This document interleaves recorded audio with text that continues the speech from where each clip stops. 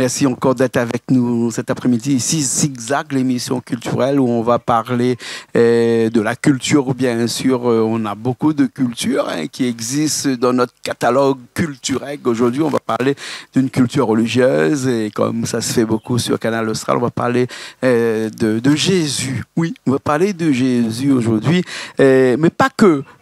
Aussi Jésus avec tout ce qui est lié intrinsèquement à Jésus, c'est-à-dire avec le corps, avec l'âme et avec l'esprit. Pour ça, j'ai Christophe avec moi. Comment ça va, Christophe? Ça va. Merci pour l'invitation, Jean-Claude. Je vous remercie. Merci. Merci. Toi, tu n'es pas pasteur, Christophe. Tu es un chrétien comme tout le monde. Un chrétien, pas pasteur. Voilà, pas pasteur. Et qui se fait un plaisir de temps en temps de venir nous rencontrer. On a d'autres, des curés, des prêtres, des évêques, peut-être qui pourraient éventuellement venir, mais aujourd'hui, c'est toi qui viens nous parler un petit peu de Jésus. Parce que sur ton t-shirt, c'est écrit « Jésus, notre Sauveur, revient chercher son Église ». Puisque l'Église de Jésus est en perdition. En fait, compte dans la prophétie biblique, que les personnes savent que, bon voilà, peut-être les catholiques ne savent pas, même la mission Saint-Christ, ils connaissent, les évangéliques, tout ça, ils connaissent, de domination, ils savent que Jésus revient, mais ils ne savent pas quand. On se prépare pour... On attend tout la venue de Jésus, là. Oui, il y a beaucoup de domination, attend le retour de Jésus. Mais il n'y a pas que dans la religion chrétienne et dans le catholicisme, mais aussi dans d'autres religions, comme les Tamouls, ils attendent Kalki qui arrive sur son cheval blanc. Aussi, la religion musulmane, aussi, ils ont attendu pendant longtemps le Messie, et là, ils attendent toujours aussi. Il attend, en fait, il attend Issa, Issa. Dans la Bible, c'est Jésus. Eux aussi, ils attendent. Ben, nous, on attend Jésus. Il vient chercher son église, ils partent ensemble. Voilà. Quand tu parles d'église, il ne peut pas partir avec un bâtiment. L'église, c'est autre chose qu'un bâtiment. L'église, c'est une personne. Ce sont des personnes. C'est nous, l'église, des pierres vivantes. Puis il y a deux saints qui disent comme ça, nous sommes des pierres vivantes, une maison spirituelle. L'église, ce n'est pas un bâtiment, ce sont des personnes. C'est ça l'église, en fait. Toutes les personnes qui sont sur terre, toutes les personnes qui aiment Jésus, toutes les personnes qui sont chrétiens, parce que qui sont issus de ce qu'on appelle le christianisme, et toutes ces personnes-là, ils font l'église, c'est ça? Oui, en fait, c'est une question un petit peu... En fait, l'église même quand... Théologique, la question. Parce qu'en fait, quand l'église, c'est pas bâtiment, parce que dans Acte 17, verset 24, Dieu n'habite pas dans le temple fait par la main des hommes. En fait, quand on est né de nouveau, qu'on ressent son esprit, au devient son disciple, l'église, c'est 3-4 personnes. En fait, dans cette église-là, il ne dit pas qu'il faut un pasteur, quelque soit. Et parce que Jésus même dit comme ça, Matthieu 18, verset 20, là où 2, 3 sont rassemblés au mon nom, je suis mis 2, dit ça, là où 2, 3. Mais Dieu, il y en a 10, 30, 40, 50, 60 et mieux. Mais son église, c'est pas nombreux. Peut être nombreux aussi, mais c'est pas forcément nombreux. Par contre, il y a des gens qui ont construit des églises et qui ont fait de ces églises-là leur corps. À l'île Rodrigue, par exemple, il y a une église. Je ne me rappelle plus le nom du saint, mais par contre, il y a tous les gens qui avaient un péché.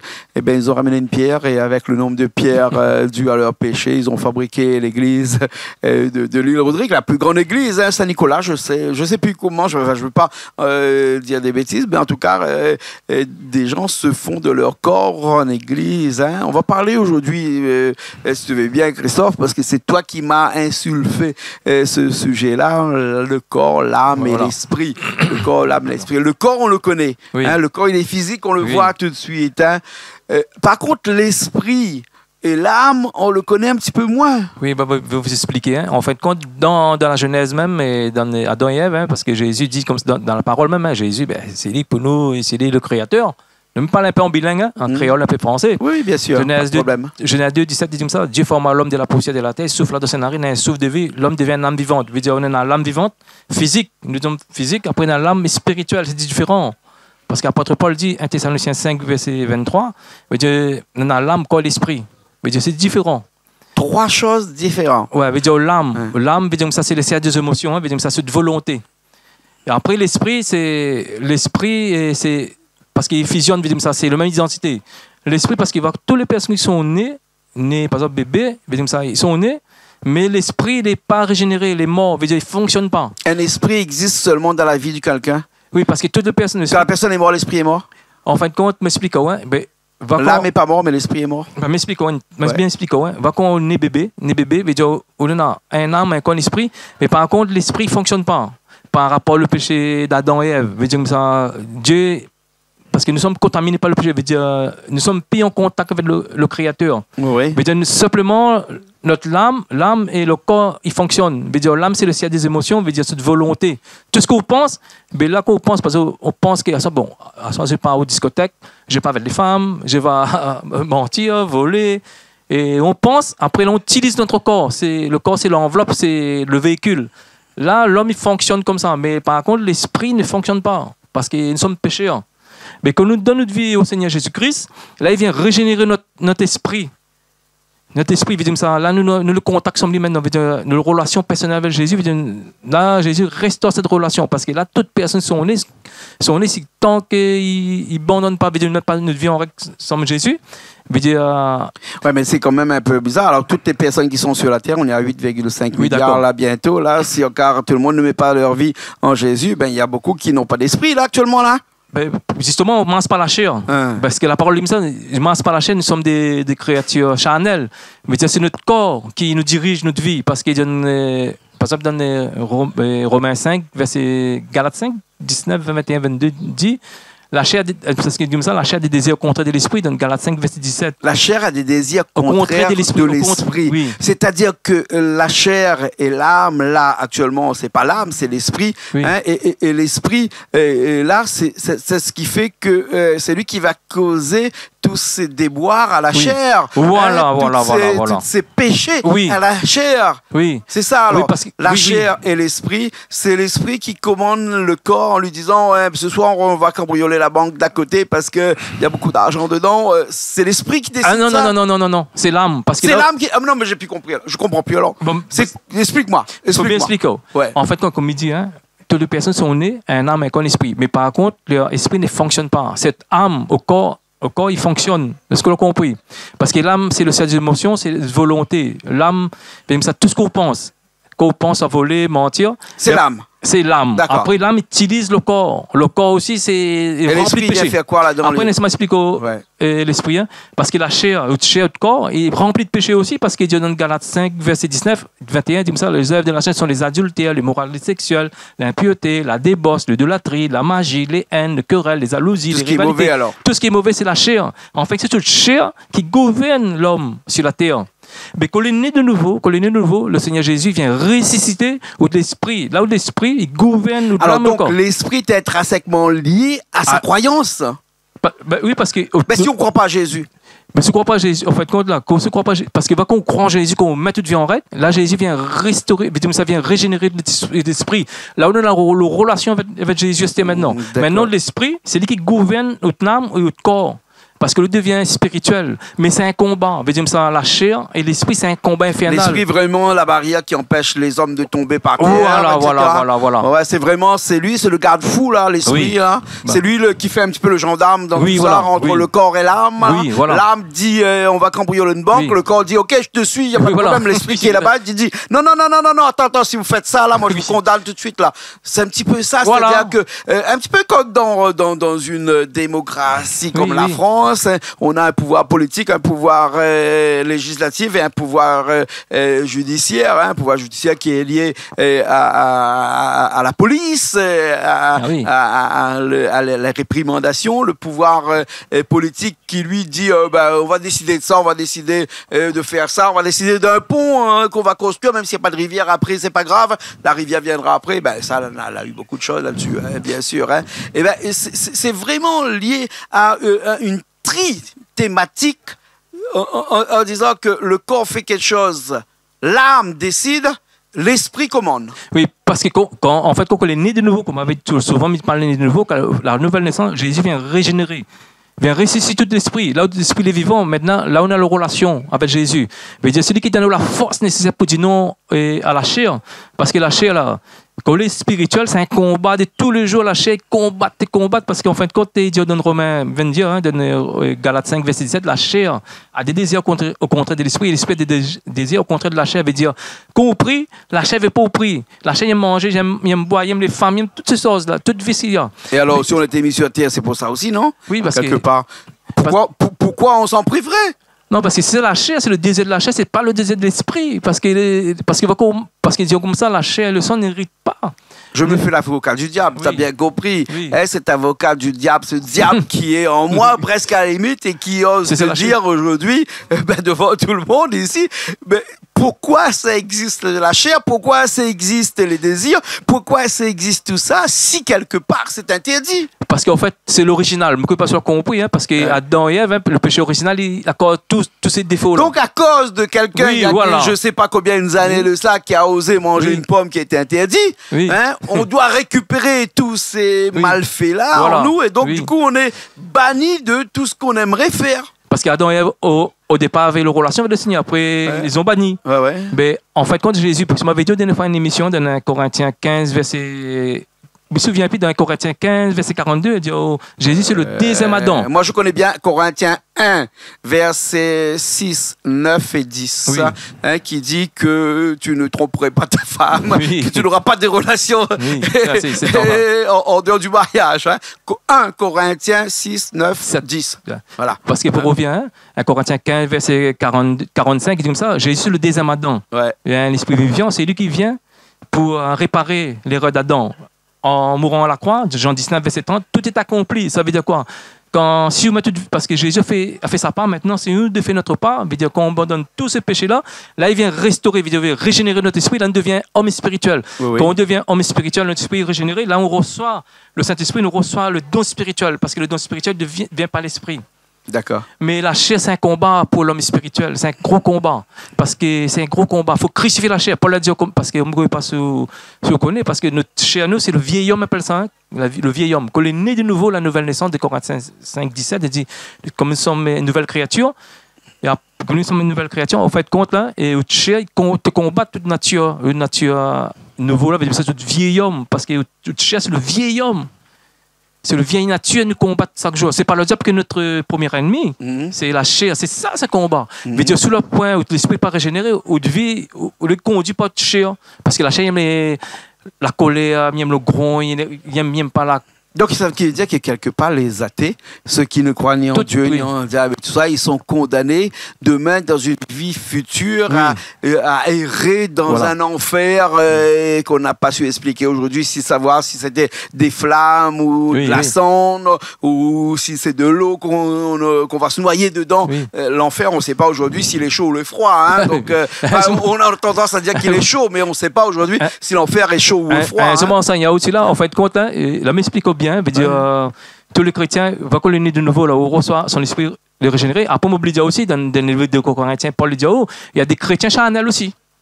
Parce qu'il y a des chrétiens, il manque encore le monde, il y a encore le sort du monde encore, il y a encore la chair, il y a encore le désir de la chair. Ça, c'est des chrétiens charnels. Après, les chrétiens spirituels, c'est différent encore. Mais les deux sont chrétiens. Chrétiens, mais pas sauvés. Il faut le spirituel. Parce que quand on est né de nouveau vraiment, on veut dire comme ça, on aime plus les musiques du monde, comme, bon, mais ça pas critiquer. Je veux dire comme ça, c'est gars. Oui, la louange du Seigneur. La louange du Seigneur. T'es pas un peu témoin de Jéhovah quelque part, toi? Non, pas témoin de Jéhovah. Parce que là, c'est des réflexions de témoin de Jéhovah. Oui, parce que le témoin de Jéhovah, lui, il est dans ce monde, mais il ne fait pas partie de ce monde. Oui, c'est comme. La Bible écrit comme ça. La Bible écrit comme ça. Après, il faut le spirituel. Après, il aime le sort de Dieu. Ça, c'est le Seigneur qui nous choisit. Je ne pas témoin Jéhovah parce que témoin Jéhovah dit viens dans mon église. Moi, je dis jamais viens dans mon église. Oui, parce que sinon, parce que eux, ils ont annoncé en 2014 qu'il va avoir la fin du monde. Ils ont annoncé en 2075, en 1975 qu'il va avoir la fin du monde. Et là, ils ont encore annoncé qu'il va avoir la fin du monde pour que les gens puissent venir chez eux, pour qu'ils puissent être sauvés. Il y a des échéances qui ne sont jamais atteintes. Donc, du coup, et j'ai demandé à beaucoup de témoins de Jéhovah de venir chez moi ici. Personne n'est venu. Parce qu'ils ne veulent pas me passer la télé, ils ne veulent pas le dire. Ils préfèrent aller faire du porte-à-porte parce que, tout seul avec 2 personnes, c'est plus simple qu'avec beaucoup de personnes. Non, c'est pas témoin Jéhovah. C'est pas témoin Jéhovah. Mais on sait bien que renaître de nouveau, c'est un terme des témoins de Jéhovah. Non, ne croit pas à la nouvelle naissance. Et en fin de compte, ne croit pas le mot J. Les évangélistes, alors? Les évangélistes. Comment ça, nous? Les évangélistes disent aussi renaître de nouveau. Oui, mais témoin Jéhovah ne croit pas ça. Ne croit pas la divinité de Jésus, que Jésus est Dieu. Et ne croit pas aussi l'enfer. Ouais, il est différent. Il ne croit pas l'enfer, il ne croit pas la nouvelle naissance, il ne croit pas tout ça. Et le J, il n'existe pas parce que Jéhovah n'existe pas, et pas le nom de Dieu, hein, parce que le J en hébreu n'existe pas déjà. Bien sûr, non, Jéhovah est un nom qui a été créé dans les années début 1900 par un grand fondateur d'une grande colonie. Enfin, on sait bien, hein, l'histoire, on peut le retrouver un peu partout. En tout cas, on est là pour parler du corps, de l'âme et de l'esprit. Alors, est-ce que le perdu, parce que comprend il n'est pas perdu, là, mais il connaît bien qu'aujourd'hui, que le corps, c'est qu'une chose, c'est un enveloppe. L'âme, c'est celui qui décide ce que fait le corps. Oui, c'est des émotions et de volonté. Et l'esprit, c'est celui qui va décider si c'est bien ou c'est pas bien. Voilà, parce que l'esprit, quand on ressent l'esprit, parce qu'en fait, quand on le pané de nouveau, on a l'esprit humain, mais il n'est pas régénéré, il ne fonctionne pas. Parce que du moment qu'on le régénéré, le Seigneur Jésus, qu'on donne notre vie, le régénéré, on a le contact compris, le Seigneur. Après, on reçoit le don spirituel dans l'esprit. Hein. Est-ce que ça arrive avec le baptême, par exemple? Et quand on donne réellement de vie, il vient le baptême aussi. On peut recevoir le Saint-Esprit avant le baptême aussi. Hein. Et le Seigneur qui décide, veut dire comme ça, il garde de cœur si on veut vraiment être chrétien, veut dire disciple de Jésus. Hein. Mais il n'est pas compliqué. Les gens peut-être vont dire comme ça, et c'est compliqué de Jésus, là, il demande beaucoup de choses. Non, ben, en fait, quand on est spirituel, il vient le sort de Dieu. Mais c'est un combat, hein, c'est un combat avec la chair. C'est ça, hein. Parce que au côté, en fait, quand l'âme, là, en fait, quand on meurt, parce que l'âme, ou l'esprit, il fusionne, en fait. Quand on meurt, ça c'est dans le repos du Seigneur. Hein. Ça n'existe plus. En fait, quand il existe, parce que en fait, quand l'âme, quand on meurt, parce que l'âme c'est spirituel, veut dire l'âme c'est l'esprit, c'est ça qu'on parle là, c'est le cœur, hein. Veut dire fusionne le jour qu'on meurt ou le spirituel unit de nouveau, c'est un ange qui vient mettre toute l'âme en repos jusqu'à la résurrection des morts. Et par contre, quand on meurt aussi, ou de l'âme et de l'esprit aussi, et pas obéi, parce que l'âme n'est pas obéie, l'esprit n'est pas régénéré. Veut dire l'âme et ou d'esprit, il n'est pas régénéré, il part aussi l'enfer. C'est ça aussi. Hein? Lorsqu'on meurt, par exemple, il y a le corps qui meurt, ça on sait. C'est dans la poussière. Alors, il y a le corps, il y a l'esprit ou l'âme qui reste sur terre. En fait, quoi qu'on meurt, ou l'âme, ou l'esprit fusionne, il fait un seul. En fin de compte, l'âme et l'esprit, c'est une seule identité. Quand on meurt, et ça va dans le repos jusqu'à la résurrection des morts. Et là, toute personne qui meurt comme ça va Jésus. On peut le rappeler après la mort? Hein? On peut le rappeler après la mort? Non, parce que là, il est en la résurrection. Non, mais de il revient, l'esprit revient, tout ça. Là. Quand il dit comme ça que l'esprit arrive chez autres, là. Enfin, on connaît bien ça, on vit dans une île ici qui connaît ça depuis longtemps. Mais pas qu'ici, à La Réunion. Hein. On a dans plusieurs pays où on connaît ça. Hein. Enfin, ça ne s'appelle pas l'esprit, par exemple, mais ça s'appelle des gens qui reviennent. On voit même des gens qui voient ou qui fait parler des tables ou qui machin, tout ça. C'est que le corps, l'esprit et l'âme qui sont fusionnés après la mort, et ben, quelque part, il y en a aussi un peu qui restent sur terre et qui ne partent pas se reposer dans un endroit tranquille qui attend la résurrection ou l'incarnation, comme diraient les Indiens. En fait, quand comme il dit, parce que peut-être un jour, on va vite parler un peu ici la foi de nos parents, après aussi les autres religions, hein, mais il n'a pas pour critiquer. Alors, même pas là-haut, mais défendre la foi chrétienne, hein, veut dire comme ça, la foi chrétienne, c'est ça, veut dire comme ça, on a le paradis, veut dire le lieu de repos. Parce qu'à la résurrection, Jésus va régner pour 1000 ans sur terre, on a tout ça. Hein. Et ça, c'est notre enseignement. Et actuellement, 1000 ans, ça fait pas beaucoup, hein, comparé à... 1000 ans, sont 1000... Parce que la Terre existe depuis 4,5 milliards d'années. Ça fait beaucoup de 1000 ans à l'intérieur de tout ça. Hein. Non, il vient parce que Jésus, quand il revient chez son église, ça pour l'agneau, hein, ça c'est pour 7 ans. Après, il revient pour établir son règne de 1000 ans. Après, il règne de 1000 ans. Et ensuite, après, c'est notre enseignement. Après, Satan va relâcher attention parce que Satan sera lié pour 1000 ans. Après, on a Jérusalem céleste. Après, on a Jérusalem céleste. Céleste, c'est dans l'Apocalypse 9, l'Apocalypse 21. Hein. Rien à voir avec la guerre. Non, Jérusalem céleste, là, sera pour l'éternité. Là où va dehors le Seigneur, et là, pour l'éternité. Ça, c'est Jérusalem céleste. Mais dire, là, si on meurt comme ça, dans la chair, comme ça, on ne l'est pas sauvé. Mais le Seigneur nous invite tout le temps de le chercher. Pour devenir spirituel. Mais c'est pas lourd, hein. C'est pas lourd. On croit que c'est difficile avec Jésus, mais non. Et le chrétien charnel aussi, hein, veut dire comme c'est encore les sources du monde, ça là. Le Seigneur nous invite de le chercher, il nous aime. D'accord. Parce que moi-même, j'étais dans le monde. Dans le monde, et bon, ça pas dire ce plateau que c'est avant, hein, veut dire comme ça. J'étais le monde, mais maintenant, l'expérience parle qui est spirituel, qui n'est pas spirituel. Voilà. Il n'est pas compliqué, c'est ma explication là. Bien sûr, bien Parce que là, en fait, quand on veut dire comme ça, toutes les personnes qui sont nées là, actuellement, ils sont nés, mais pas régénérés. L'esprit n'est pas régénéré. En fait, quand en fait, quand toutes les personnes qui ne sont pas régénérées, veut dire aux ennemis de Dieu. Hein? Parce que Colossiens 1, verset 21 dit comme ça. Hein? autrefois étrangers et ennemis de Dieu par vos pensées, par vos œuvres mauvaises, maintenant vous êtes réconciliés, veut dire qu'on les régénéré, le concilié avec le Seigneur. Donc le pas né de nouveau, veut dire ça, le pas régénéré. C'est quand même un peu sectaire, non quand même. Ah non, c'est la Bible. La Bible est sectaire. Mais la Bible est quand même un peu sectaire, réservée à 2,5 milliards de personnes sur cette terre qui compte 8,5 milliards quand même. Il n'est pas sectaire parce que le Seigneur pas condamne personne, parce qu'il les a mis comme ça, on ne l'a pas sauvé, hein, il n'est pas dit. Tel n'est pas sauvé parce qu'il ne connaît pas, parce que le Seigneur, c'est lui qui choisit, il connaît le cœur. Le moment le voulu, le convenable, il va toucher le cœur. Ça me dit, il ne peut condamner personne. Mais même des fois, la foi chrétienne est comme ça, dans la Bible, écrit comme ça. Hein, et noir sur blanc, écrit comme ça. C'est ça. Ouais. Une Bible qui est quand même un peu différente du Coran, qui est un petit peu différent de la Bible hébraïque, qui est la Bible des Juifs, par exemple, hein, la Torah. Par exemple, 3 Bibles qu'on pourrait qualifier de Bible, hein, la Bible, la Torah et le Coran. 3 religions qui sont monothéismes, donc qui prennent qu'un seul Dieu et qui quelquefois à l'intérieur ont beaucoup d'incohérences à l'intérieur de ce qu'ils disent, puisqu'il faut dire que l'origine de toutes les Bibles, c'est la Bible juive. Hein? En fait, quand c'est parce qu'un collègue a demandé, dit la Bible est écrite par des hommes, parce qu'en fait, quand la Bible est écrite par les Juifs, parce que la Bible, je me souviens plus, il y en a 27 livres, hein, et dans la Nouvelle Alliance, je dis ça, la Nouvelle Alliance. Après tout, la Bible fait 66 livres. 2500 ans avant Jésus-Christ, quand même. En fait, quand la Nouvelle Alliance, je dis ça va être, parce qu'il y en a 4 évangiles, tout le temps, souvent. Matthieu, Marc, Luc et Jean, bien sûr. Mais ça, c'est venu 450 ans après la venue de Jésus. En fait, compte, ça fait 2000 ans, hein, parce que ces livres étaient. Ça fait 2000 ans hein, quand Jésus est venu. Et après 50 ans après, ils ont écrit ça, écrit dans la Bible. Hein. Après, il y a d'autres livres aussi. Hein, ils complètent l'apôtre Paul, les Corinthiens, les Romains.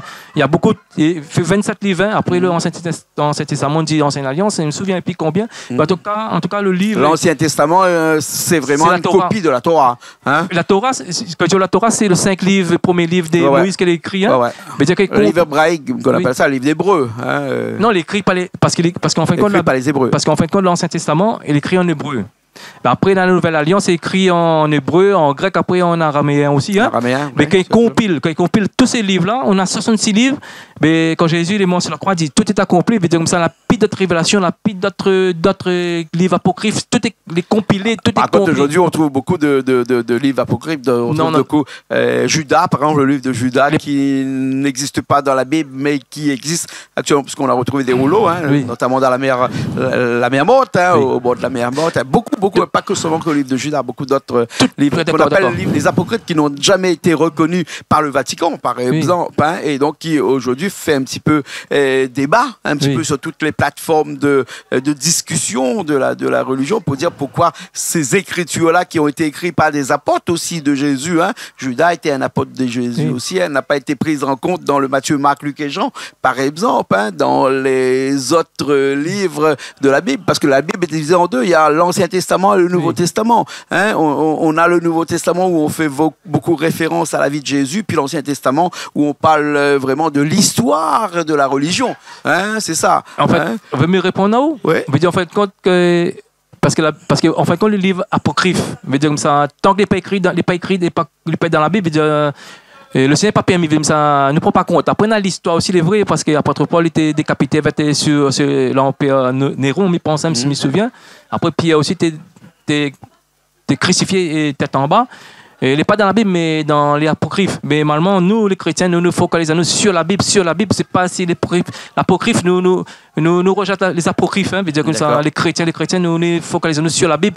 Parce que le Seigneur, comme il dit, il faut bien un support, et donc le support, là, actuellement, c'est la Bible. C'est la Bible. Hein, après, pour revenir au, sur l'Ancien Testament, Jésus était toujours sur l'Ancien Testament, seulement c'est une autre forme. Jésus, il est né juif, hein, donc du coup, lui, il connaissait que la Torah. Hein. Que c'est pas la Bible, hein, parce que ça n'existait pas dans son temps. Hein. En fait, parce qu'il est très bien posé la question, parce qu'il y a comme bien sûr quelqu'un qui est initié à cette chaîne-là, hein, parce qu'en fin de compte, hein, la Bible est écrite par le Saint-Esprit des Corinthiens 3,16, hein, il pense, de Timothée 3,16. Toute écriture est inspirée de Dieu, est utile pour enseigner, pour convaincre, pour corriger, pour instruire par la justice. En fin de compte, le Seigneur communique les apôtres, les personnes impensées pour écrire la Bible. En fin de compte, la Bible est écrite par le Saint-Esprit. Mais nous savons tous que la Bible est écrite en hébreu, veut dire ça, normalement, l'origine de la Bible, même le nom de Jésus, c'est pas Jésus, c'est Yoshua. Et Dieu, c'est pas Dieu, c'est Elohim, Adonai et aussi Yahweh. Ça, c'est le vrai nom. Hein, après, Allah pour les musulmans. Voilà, pour les musulmans. Bien sûr. Merci beaucoup, Christophe. Hein? Mais les contents. Merci. Mais les contents. La prochaine fois, nous va parler un petit peu d'un autre sujet, si vous voulez bien. Hein, là, mais jette un petit pavé dans la main. On va parler de la vie de Jésus depuis 12 ans jusqu'à 30 ans. Oui, d'accord. Hein, cette vie où personne ne connaît et qui n'est pas inscrite dans la Bible. Oui. Hein, si vous voulez bien. Oui, après, dans des sorties, peut-être qu'il ne connaît pas trop sur dedans. Ouais. Mais il connaît Jésus à 12 ans. Nous aurons le temps parce qu'on va revenir la prochaine fois. Oui. Après, on parle aussi si la divinité. Est-ce que Jésus est Dieu aussi D'accord. Là, il faut que nous rendions l'antenne puisque Charles nous dit qu'on a passé l'heure. On a discuté beaucoup. On aura encore à discuter la prochaine fois sur ce sujet fort passionnant qui est la religion, qui est notre religion, qui était le christianisme, le catholicisme et toute cette religion monothéisme que nous prônons. Merci bien, Christophe. Merci bien. Merci. Nous nous retrouvons la semaine prochaine dans une nouvelle émission Zigzag, peut-être politique, peut-être culturelle, peut-être musicale aussi, qui sait connaît. En tout cas, tous les sujets, le bienvenu ici même dans cette émission Zigzag. Allez, à la semaine prochaine pour de nouvelles émissions.